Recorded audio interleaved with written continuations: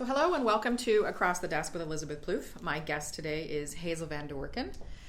Hazel is launching a new business called Making Change Happen, which focuses on business success and improving customer service processes so that businesses go from being ho-hum to wow, which is really important in this day and age when we are losing the wow factor. Absolutely. So welcome, Hazel. Thank you. Thank you for having me. You're very welcome. You're very welcome. So Hazel and I, to give you a bit of history, so Hazel and I met last year at Spark the Change, which you may have already heard about from a previous podcast, but if not, Spark the Change is an amazing event that focuses on providing tools to businesses to change their current level of organizational structure so that it empowers employees, brings management employees down to the same level, and provides tools that equalizes communication and provides opportunities for growth. Yeah. So, and Hazel's much more lean friendly, spark friendly than I am, and so we had a connection. Because it was a deep connection. Because Hazel came to the table and Hazel spoke in her lovely accent because she's a foreigner. She's an import to Canada. And I turned and I said with glistening eyeballs, "Are you from Scotland?" To which she said, "Okay, the new." Which I'm hoping wasn't swear words for anybody who can speak what she just said. And so we just got along. We sat through the seminar together with, what the heck was his name? Carlos. Thank you. De Silva? Yeah. De Silva? I think that's the wrong last name. But he was from TELUS and did an amazing seminar. And so we just continued chatting ever since and are now working on the Spark the Change team this year together. 2016. Which is fabulous. So one of the ways I start these talks, because people like to deal with real people. That's a huge part, I think, that's missing from a lot of businesses these days. And so, Hazel. Elizabeth. What did you want to be when you were growing up? Other than apparently a little Dutch girl. Good question. You know, the only thing that I really knew was that I would be traveling. Whatever I did, I would be traveling. Cool. And I don't know why I knew that, but it was always something in me and a hunger within me. Maybe you just wanted to get out of Scotland. Too many sheep. I love my country. I love Scotland, and I miss it a lot. And I can never go back enough. It's fantastic. But I love to experience new cultures and meet new people and see how they do things. Mm-hmm. And I guess that took me from Scotland to the Netherlands through my work. And I spent a good 10, 12 years working there and living there. I met my husband there. Mm-hmm. He gave me the lovely Dutch surname, Van Der Werken. Can you pronounce? Very nice man. I've only met him once so far. You said hot. Hey? You said hot. He is. He liked it. He is. I'll go on record. But my challenge with your lovely husband is that's what I'm going to have to call him for the rest of his life because I cannot pronounce his first name. No, Gert-Jan, it is very difficult. The Dutch language is not an easy language to master. At least I didn't find say it again. The Dutch lesson, or no? Your my husband. Your husband's name. Gert-Jan. Gert-Jan. Gert-Jan. Just so think of. It sounds like you're hawking up a loogie. Gert and Jan, but with an accent. Gert-Jan. Oh. GJ, he prefers. I think we're going to have to go with that. So anyway, so you've moved from Scotland to the Netherlands, which is fantastic. So during that time, what were you working in? At that point, I started my career in manufacturing in Scotland and did some amazing things there. And actually, that's where I first learned about lean, the whole lean movement, because it was a huge thing in manufacturing, lean manufacturing and how Toyota had done it and the whole Japanese culture. So I'm going to interrupt for one second. So just what is lean? Because you need some context around that so people understand where you're coming from. And I'm going to get there. I'm going to get there. There you Just go. Hold on to that. Go with it. But that was in the manufacturing. In that time, manufacturing in clothing, and everything was going offshore. Mm-hmm. So all the companies were closing down locally in Scotland.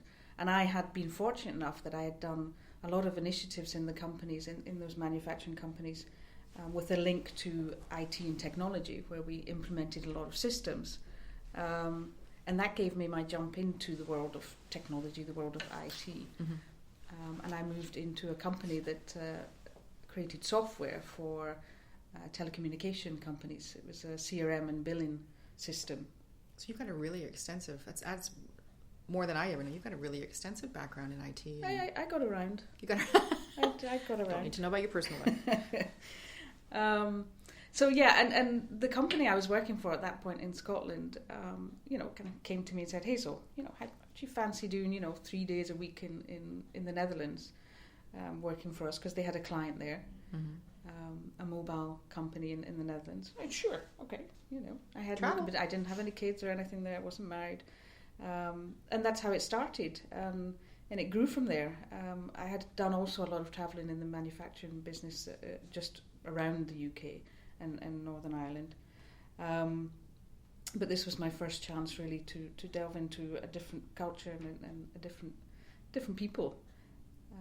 And it was fantastic. And the company that I was working for, I think, actually forgot that I was there, because which has its pluses and minuses. It has its pluses and minuses, and I was so ingrained there that I think I was part of the furniture more than some of the employees there. That company went bankrupt, the Scottish company, and whilst I was out there, so within one day I had to figure out something new. Right. So nothing to do with you working for them. Sorry? Sorry. Oh, nothing. No, actually, I should say that was the third company that had gone under that I worked with. But I like to think they just reached their potential and dwindled away. Alrighty. Moving on, yes. So within one day I set myself up as a freelance consultant, still working for the same company, but as a freelance, no longer linked to that Scottish company. And then slowly the migration across from Scotland to the Netherlands occurred, till at one point I just started living there. Cool. So, yeah. So now you're working in the Netherlands. You've met the lovely GJ.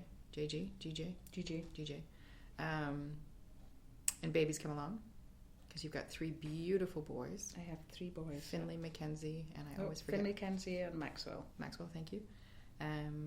So a single and a set of doubles. So you were busy, because you've got 3 young boys who are very active in the Netherlands. Were you still working? So now we're talking about the balance, because I have 2 kids. I'm in a fortunate position that I entered the entrepreneurship situation with my kids much older, because your Finley's 8 now. 8, and the boys, the twins, are 6. Yeah, so they're quite young, still quite demanding as far as your time and activities, and I know they're in hockey and all over the place. So did you find it difficult to make that decision, given your circumstance, new land for you, relatively, married now, 3 boys, now you're a freelance? In Netherlands, it was, I think, becoming that freelance consultant and being in the Netherlands, it all happened by accident. I mean, like I said, I had never set out with that intention. I don't really see myself at this point in my career, although I'm a freelance, I don't really see myself then as an entrepreneur. I'm giving her stink eye. You don't see that. She is. But really, in terms of what I'm going through now as an entrepreneur, it is. There's no correlation there. It was just a case of I kept doing what I was doing anyway, except it was no longer for the Scottish company. It was for myself, right, and via third parties. So it just happened, and you just continued to do the same thing, and I continued to do that for many years for different companies. So what services were you providing now as a freelancer? So as a freelancer, a mixture really. It was a contract. Freelancer sounds a little. That's the word we used in Europe. No, I know, and it is used here, but they're trying to trend away from that. So, what were you doing? And then we'll come up with a new title. You're going to come up with it. They're all labels. I mean, labels drive me mad. Very true. Very true. So basically, what I was doing was a lot of project work, so a lot of project management work, a lot of change management work, so helping them through their changes, whether they were based on something that was going on in the organisation, restructuring, or whether it was a technology-driven change, or just process driven. Those were generally the three. So they were really fortunate to have you because you've got such a diverse background. You would be able to manage far more than somebody who was only able to specialize in one area. Now, in that sense, I'm very much a generalist. Yeah, I mean, the skills that you use to drive change through an organisation, whether you sit in a project role, a change role, or a business role, they're the same. I didn't have to be a subject matter expert. There are other people that have those skills that I didn't. I mean, I worked in technology for so long, but I would never call myself a techie. It's something I'm able to do in terms of communicating and managing whatever has to happen through. But techie, and perhaps others see it differently, but I'm not a true techie. I can dabble, and that was enough for me. So I would find myself in different positions, whether project change related or even stepping in for, they're looking to recruit a manager or somebody in a position of leading a team, and whilst that process going on, they need somebody to take that interim role. So I'd also find myself in that interim role. So I was very lucky. I was fortunate that I had the opportunity to do all that. Well, hard work does make people lucky. And it sounds like you were working very hard. I worked very hard, yes. To be that lucky. And in the meanwhile, I mean, another added bonus is not only do you have now advanced manufacturing background, project management background, technology background, you're now learning a second language because you're fluent in Dutch. More or less, yes. Yeah. Give or take. I can't speak a word, so...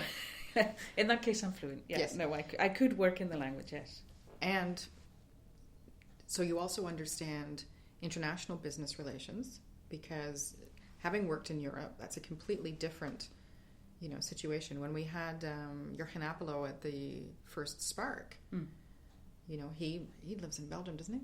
I think he flits between the Netherlands and Belgium. Yeah. And it's a completely different organization there, just organically. It's not. I don't think it's as industrial age based. No, and so one of the biggest differences when I went to work in the Netherlands was how straightforward or blunt the Dutch can be. They just say it. They just call it as they see it. And if you're not used to, I come from Britain, for God's sake. So I'm an immigrant. Or my parents are. Sorry. That's a little bit different, And although certain parts of Scotland, it's the same. Glasgow, where I worked in manufacturing, they'll tell you just as they see it, but. I think it was my first week there, and I met this guy who's turned out to be a fantastic friend through the years. But it was the first time I'd met him, and he was trying to find out more about me and make me feel comfortable. And then just halfway into the conversation, he just said, "So Hazel, how's your sex life?"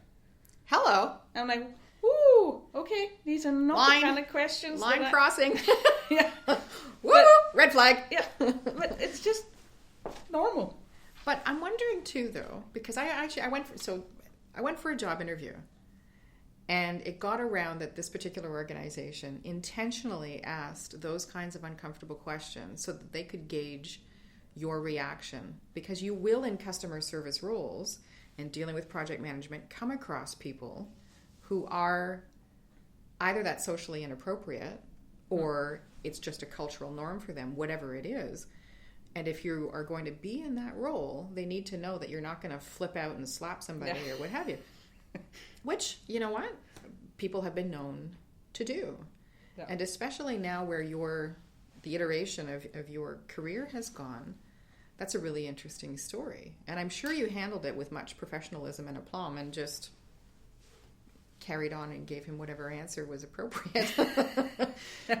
I don't quite remember. I remember the question. I don't remember how I answered it, but that's, and I appreciate. He's still a friend, so obviously it went well. And, he's happily married. Yeah, it wasn't that way, but no, it was just, it was an eye opener to deal with people like that, and from a business perspective, very refreshing. Yes. There was none of this backhandy. No, it was just, and they have to say, the hierarchy and everything there is an issue as well. But I had the feeling that things were much more open and honest in how people work together. So even from Scotland to the Netherlands, you found that difference? Yeah, absolutely. And it might have been the background. I mean, now in the Netherlands, I was predominantly in this world of this technology world. In Scotland, manufacturing is a whole different set of people. Right. I mean, there I was dealing with 700 Glaswegian women, which was an experience. Fantastic people. But an experience. But yeah, they can come across very abrasive initially. It was a baptism of fire, I would say. Yeah. Working there. And it set me up for everything that I did thereafter. Yeah. Very cool, because we're going to get to what you do now, and so I'm seeing a real progression of your customer service skills and the experiences that you've had to deal with, and having that international experience on top of that would give you a whole different perspective versus somebody who's only, for example, ever dealt with customer service in Canada. Because if you've never dealt with it internationally, it's a whole different set of skills. Yeah. So now you're in the Netherlands. You and GJ are happy. Have your 3 boys. So what prompts you to move to Canada? Where we get you, Yang? This time, actually, it was through Hajan's work.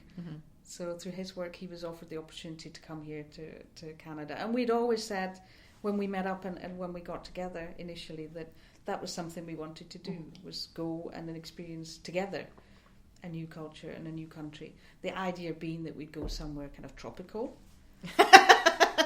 So something went wrong, but Hajan, he assured me, he had his spreadsheet, he mapped out the weather, and he said, well, half the year it's way much better, and then the other half of the year it's really not good. But you've got that half year that it's way much better. So well, at least you picked here. I mean, I grew up in Montreal where the snow used to bury our house, and I don't think we haven't had, not on a consistent basis anyway, those kinds of winters. So at least no. But I love snow. I mean, I love snow, and I don't know what's happened this year, but I want it back now. I seem to recall somebody saying on Facebook about, snow, go away. But anyway, that's another story. So you've moved here, which is fabulous. So now you have even more international experience, because now you're learning about how Canadian business works. And Canadian business, for the most part, from my experience, still struggles with the industrial age mindset, where it's top-down management. Your whole goal is to have the corner office, and it's all about the bottom line, which drives me bananas, because the bottom line, when it comes to money, is a really poor driver for business success, because you will allow standards to slip as far as customer service, product development, or whatever, in pursuit of that bottom line. And my impression is faulty and small, but my impression is in Europe that's not as much the case, that there is an understanding that keeping those standards turns around and helps drive your business success. Yes and no. I'm very limited in that, so I'll bow to the expert. I don't see that much of a difference in terms of that from Europe to here in that respect. It's, they're all still suffering a little bit from perhaps that the size of the companies have something to do with that. It's I mean, when I first came here, I thought, customer service is going to be fantastic here. It's going to be, we all know or had heard or had experiences that North America generally is much better with understanding the value of the customer. We have snow, don't we? And in Europe, especially in the Netherlands, it was, that relation to the customer was in a lot of cases, very poor. And it is much better here. But it's not quite as I think it should be and it needs to be in order to move forward.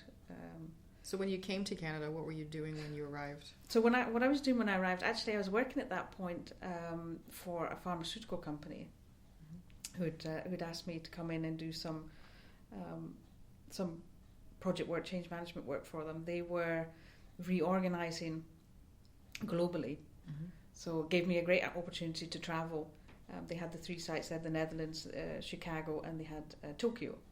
So I had the opportunity to go to Tokyo and spend some time there, which was fantastic. So even more international experience. Yeah, cool. That was wonderful. That was a great trip. But so I was helping them with their quality management systems. in terms of trying to bring that all together between the three regions and how they would work and how they'd make that happen. And it was kind of more on the business side, but also dealing very heavily with the technology in terms of what systems could support them get to that place they needed to be. And that was actually the first year that I was here living in Canada. I was doing that. I just kept going, and then when we finished that project, which was a great success, I put my head up from the desk and my work and realised that somewhere in between I'd moved countries. Like, holy shit, what happened here? Because it all just kept going for me. I was doing this, I was working for this client in the Netherlands, and I kept doing it here, and it, a lot of stuff happened in between, but after that I was like, wow, what happened? I'm now a Canadian. I'm now, my kids no longer speak Dutch. They're speaking in this funny language, this funny accent. Sorry. But, okay. I've just probably insulted everybody there. That's all good. They've listened to you for the last 20 minutes. I'm sure they understand the accent joke. But and I at that point I took some time off just to kind of chill and realise and appreciate where I was and spend time with the boys and getting to know Canada and my surroundings. So I did that, and that was fortunate enough to be able to do that. And then I thought, well, okay, let's get back to it. Summer holidays are over. I've had my nice little break, and let's get back into to working. Let's find some new clients. Okay. And so what happened then? Because I'm proving it. It just that silence that it was pulling my head up and out the sand and silence. Crickets. And I realised that that wonderful network that I had spent so many years building up was absolutely useless to me here in Canada. And that I had to start over again. So I had to go out and start meeting people, and scary. So she who moved like all over the world and what have you, but face-to-face connecting is challenging. It is if you're not used to it, and if I'd been fortunate or lucky or however it played itself out in Europe. You had worked hard? I had worked hard, but I never had to go out and sell myself. I had never had to... Because you were always doing that on behalf of an employer versus yourself as an entrepreneur. Yeah, although I was freelance, so I was this contractor. I didn't work for those companies. I did work on behalf of them. And it just, it went from one assignment to the next assignment. And, right. And here, it was a new start, which at the time was terrifying. But it was also a time, if I look back now, a chance for me to reflect. And I think that's why now, why I'm able to move forward and really embrace becoming an entrepreneur, and why I see that it's been very different from what I did in Europe. So a lot of people don't get the chance to reflect. I mean, if I hadn't have moved here, I would have still been in Europe, and I would still be doing what I had been doing. Perhaps at some point things might have changed, but you just can't keep doing. And I took that time to look at what it was I was doing, what aspects of what I did I enjoyed, and what else I would want to do. So that question, Hazel, what do you want to do when you grow up? And I was now 42 years old, and I thought, okay, maybe it's time to grow up and do what I want. Make a choice. Yeah. Cool. So now you've made that decision, and like every entrepreneur, you have to find something that drives your passion. Because if you don't get up and love what you're doing, or at least see a point where you will love what you're doing, because the entrepreneurship journey is very much fraught with, stress and judgment and I can't even, emotions. Yeah, well, yes. Yes. But it's almost coming to a point of self-actualization where you're like, okay, yeah, I can do this. Because you have to believe in what you're doing, because now you're selling yourself. It's a completely different, I think you and I have talked about it before. I think that's been the biggest pivot struggle, is the fact that the buck stops with this teapot. And when you're selling yourself versus sharing the company line, it is a completely different thing. Yeah. So after all of your fantastic experience dealing with projects and customers and whatever around the world, you saw a decided lack in the processes that companies were putting in place around customer service and the detriment that that was having on their business. So yeah, I mean, it's born from a passion, a real passion that I have for customer service, and we'll get into that later. And also this passion I have for change, because all through my career, whatever I've been doing, it's always been about change that's going on and helping change be realised. And that for me was the kind of aha moment from finding something I'm passionate about and something I'm good at in terms of helping companies with their change. And that kind of became the equation for creating the company, making change happen, that equation between, change and creating that change culture plus creating this exceptional customer experience. And that for me equals a wow business. If you can have both of those elements, that change culture within your company, and have that commitment to having and delivering exceptional service, then wow, that's if I can help that happen, then I'm a happy woman. Which is also one of the entrepreneur's goals, hopefully. So during the time where you've decided to focus on customer service and helping those processes, why did you also choose to involve the lean process in that? Why bring both? Because a lot of specialists, because you would be considered a customer service specialist, would just choose one. And you have the skills, luckily for the people that work with you, you have the skills to bring both. So, but why did you decide to combine those? To combine, I don't know if it was actually a conscious decision. I told you when I started off my career, the very first job out of university in manufacturing, a lot of it was about lean. At that point in time, and a lot of the stuff and the work that I did was focused on lean and this whole thing about creating value or creating more value for your customers, and doing that with less waste. And that doesn't necessarily mean, a lot of people when you say that think immediately like, oh my god, that means cutting jobs and getting rid of people, and that's not what it means at all. It's just about making things work, continuously improving, that you get rid of the stuff that you don't need that are bogging you down, to as give far you as more processes, and so that you're streamlining time. Yeah, but also spending more time in creating value. What is the thing that creates value for your company? What is it that is going to make you that wow business? What is going to help you deliver that exceptional service? So it started there, and I have to say, in terms of my lean experience, I wasn't consciously doing anything with it between working in manufacturing up until a few years ago. And then I suppose my interest got sparked again with the Spark the Change conference, which you talked about. June 9th and 10th, coming to you in Toronto. Be there or be square. But that kind of reignited that passion that I had once had for lean. And I realise looking back now, I mean, a lot of things are just a label. And lean does get put in front of a lot of words now.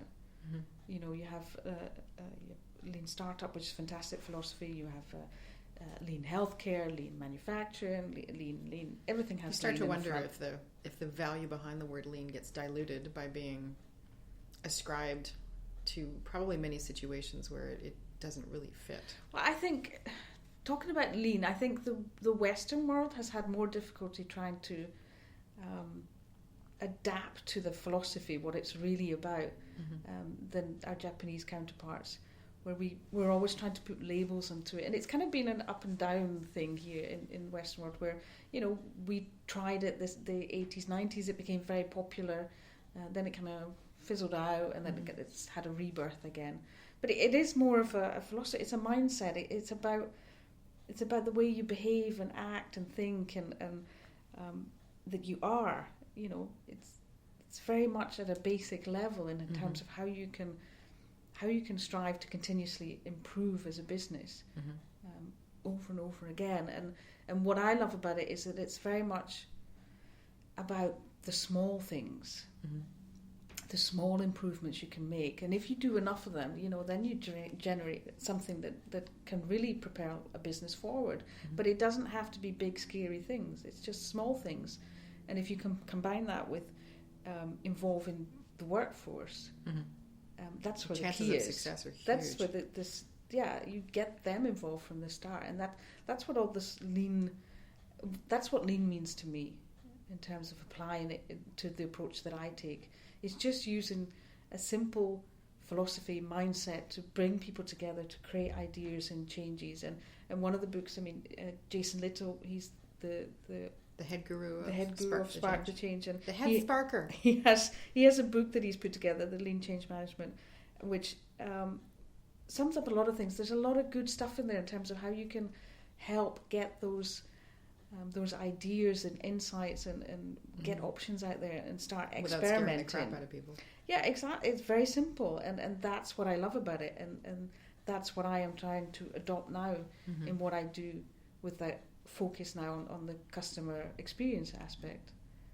And after attending Spark, when I opened up, I had just opened up here at my Office Canada. And one of the things I installed because of meeting Jurgen and all of that is a feedback wall. And so in this space, and any space that I'm ever in, there will be a feedback wall where you just it doesn't have to be, you don't go and tell the person that you've done it, but you just take a card, write the person's name on, and say, for example, you did a great job taking care of that challenging customer, and we really value how patient and professional you were. And you tack it up on the board. Don't have to sign it. It's not about glory. It's not about ego. It's just about providing that simple feedback. And people do really well. It doesn't have to be big and wow and corner office and raise and balloons coming out of somewhere. No, it's simple. Yeah, it doesn't have to be scary. Yeah. So that element is very important to me. And then the other element of the customer service aspect is, and I love this thing. I'm going to do a quote here because it's from John Hensley. He was a Walt Disney Imagineer, as they call him, and it talks about their success formula, and that's very much about how I apply my thinking to what I do with the customer service and creating that exceptional service. Is it says, what's our success formula? It's attention to infinite detail, the little things, the minor, picky points that others just don't take the time, money or effort to do. And that sums it up for me. It's all of those things. It's those little things that some people just don't even think about. Yeah, and it partly, I think, it's just not been part of their culture. No. And every job that you have, you bring a piece of what you've learned to your new job. But if you've never been exposed to a manager or a colleague who subscribes to that philosophy, then it might not be inherent to to somebody. And having that shared purpose is Exactly. critical, and that's part of what I look at with companies is, what is that shared purpose, and is it something that resonates, and everybody has to believe and feel and breathe and live it in an organization, in a business, no matter how big or small you are. Or at least be open to it. Yeah. So we've got about 5 minutes left. So one of the things I always want to make sure get covered is what are outcomes that a company could expect after working with you or during working with you, like whatever works best. Okay. So at the highest level, what it's all about for me is helping them to create this uniqueness in how they deliver their service or their services. But if we break that down, it's about an increased understanding of what's going to delight their customers. What's really going to push their buttons? What's going to make them feel and think and wow, yeah. And I talk about that a lot. This loyalty, these advocates, and I love Ken Blanchard had this term, Raven fans, and that's what we want to do. We want to create Raven fans. We want people that are going to keep coming back to us. We don't want to be mediocre. We don't want to be just okay. And brand loyalty is really hard to generate nowadays. It is, but if you want to sustain yourself as a company and keep going, there's so much competition now. You have to have something that differentiates you. Yeah. You have to have something that's going to create that brand loyalty or that Raven fan culture. And Raven fan culture, if I talk about that, also in your employees, your customers and your employees both, they all have to be advocates for your company and for your business. Absolutely. And when you're dealing with, you can tell the difference. My daughter asked me once, Mom, why do you pay to go to Starbucks instead of Tim Hortons? And this is not a brand slam by any stretch, but goes back to what you're talking about. And I said, I go to Starbucks and I will pay that extra $1 or $2 depending on what I'm getting. You know, now that she's 16, if she comes with me, she gets one of those Frappa Chappy things and it's like $7. Oh!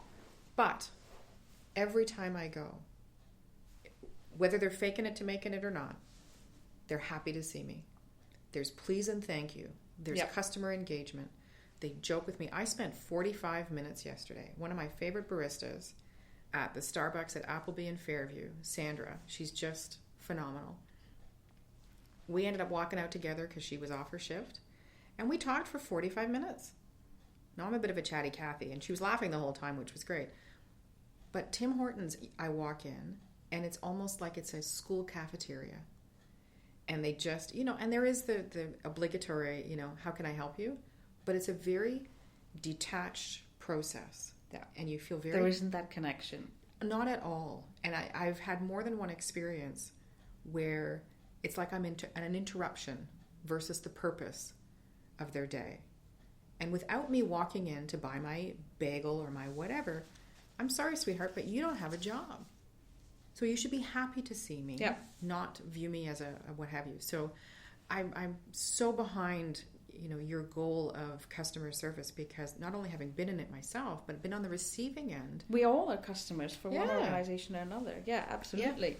Yeah. And another thing which we focus on, and I touched on it a little bit earlier, about the core values or the shared purpose.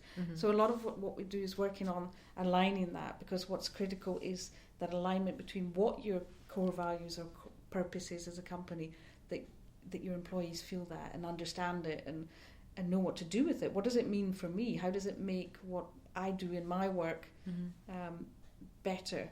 And what can I do to contribute?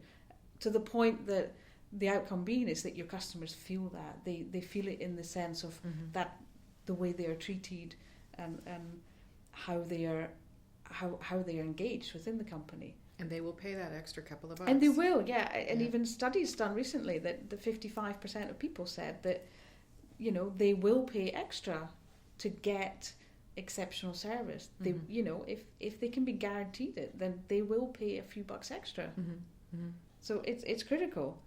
And a big part of it is, learning about your service strategy. And one of the outcomes is how you can set that up for success and how you can apply that and roll it out and make it something that's going to keep going and keep generating these ideas. So creating this change culture I talked about, creating that culture within your organization with your people, give so that they can start learning to think of those ideas and apply them and experiment. That whole was talked about it as part of the change a lot, this experimental mindset. And that's what we work on as well, is getting the people used to being in this change culture, that they are coming up with things that are going to move the business forward themselves and know how they can apply it. Through listening to their customers and being willing to, rather than this is the way we've always done it, which is the death of any company, to, we may have done it this way last year, but our customers are asking for it this way this year. Yeah, it's always going to be changing. Yeah. So that's fantastic. So that's a huge amount of improvement that a company, if they're willing and able to get into the process and apply what you recommend to them. And I know you do quite an extensive research process with them and provide them valuable data and what have you. So there's multiple positive outcomes that are a result of your expertise and what have you. So we've talked a bit about your entrepreneurship journey, and we'll just kind of wrap up with that you've made amazingly strong changes in your life, moving internationally, starting up your own business and what have you. What would you consider your aha moment with your journey? So now that making change happen is taking off and what have you.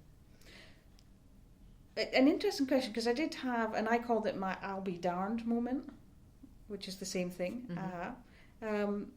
And I had at one point where, it gets difficult. It's frustrating, and you lose sight of where you're going, and it's not easy. Mm-hmm. And why I ever thought it would be, I have no idea. But I had this moment where it just all seemed to come together. I felt like I was kind of fishing around for something. Mm-hmm. And that light bulb went on, and actually it sparkled, and did little backflips. And it was about really understanding what it was I wanted to do, and valuing that worth, and valuing that passion enough to make it want to drive forward, and to take that commitment. But what I'm realising since then, which was a fantastic moment, and I immediately went away and wrote a blog about it because I was so happy about it, is that, it's still a roller coaster. Just because you have your aha moment Mm-hmm. doesn't mean that there are going to be, more dips in the road. And so there's, every other week I'm having another little aha moment. Mm-hmm. And maybe that's what it is. Maybe that's what the life of the entrepreneur is just, a series of aha moments, a series strung aha together moments, between contracts and and paying your every bills. moment takes you one step forward. Yeah. And as long true. as that keeps happening, then I think that's key. We keep learning also.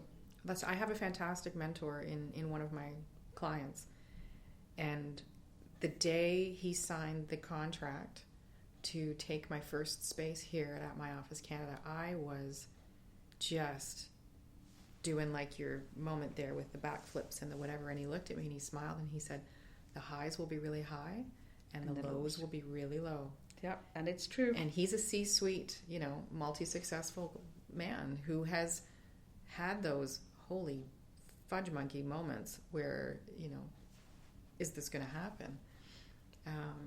So that was really valuable to me. And we've talked a bit as well about the balance, with the 3 boys and GJ and whatever. So I know you have worked very hard on maintaining that balance and what have you. So we'll just part with that one little piece, because being and no offense to the men, and we love you to death, but when you're the mama, it is different. Yeah.